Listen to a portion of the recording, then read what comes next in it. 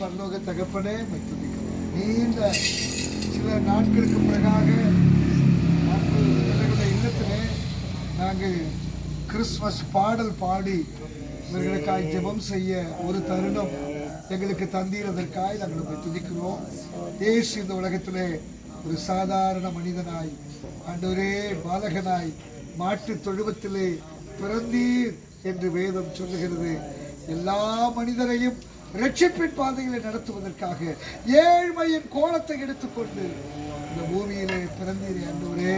நீர் பிறந்த நோக்கத்தை உடைய பிள்ளைகள் ஒரு விசை கூட ஆழமாய் சிந்திக்க என்னுடைய மனக்கண்களை திறந்தள்ள வேண்டும் என்று நாங்கள் ஜெபிக்கிறோம். பாவங்கள் போக்கி சாபங்கள் நீக்கி பரலோக ராஜ்யத்தில் எங்களை சேர்ப்பதற்காக இந்த பூமியிலே மனித அவதாரத்தை எடுத்துக்கொண்டு வந்தீர்.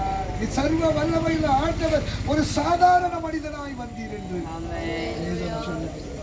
அதை புரிந்து கொள்ள பிள்ளைகளுக்கு கிருபையாரும் நானே வழியும் சத்தியமும் ஜீவனமாயிருக்கிறது. என்னாலே அல்லாமல் ஒருவரும் அந்த சொர்க்கானந்த வாக்கியத்தில் செல்ல முடியாது என்று வேதம் சொல்லுகிறது. இவர்களை ரட்சித்து நிச்சய ராஜ்யத்தில் சேர்க்க வந்த இயேசுவை அண்டிக் கொள்ள முடிய பிள்ளைகளுக்கு நீ நல்லவர் என்பதை ருசித்து அறிய தருணங்களை உடைய பிள்ளைகளுக்கு குடும்பத்தை ஆசீர்வதிக்கிறோம். அன்பு சகோதரிக்காக, பிள்ளைகளுக்காக, குடும்பத்தில் யாரெல்லாம் இருக்கிறார்களோ எல்லாரையும் ஆசீர்வதித்து நாங்கள் சொல்லுவோம். ரட்சித்துக் கொள்ளுங்கப்பா.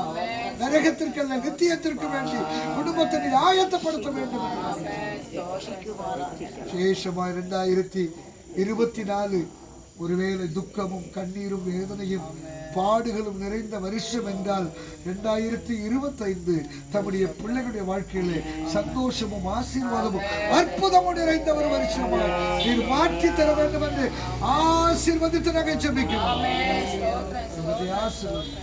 இயேசுவின் நாமத்தில் கெஞ்சுகிறோம். ஆத்மாவே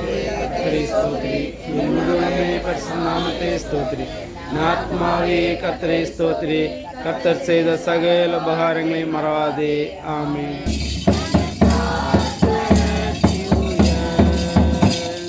Happy Christmas and advance happy New Year. God bless you.